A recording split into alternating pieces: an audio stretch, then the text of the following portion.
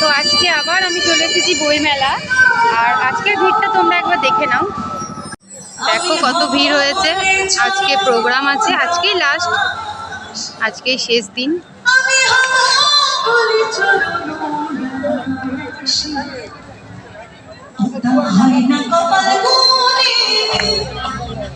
আর ওদিকে প্রোগ্রাম হচ্ছে, মুম্বাই থেকে কোনো একটা গায়িকা এসেছে। দেখো আজকে প্রচন্ড ভিড় হয়েছে। তোমাদেরকে সামনে থেকে একটু দেখিয়ে দিই কে এসেছে গান করতে।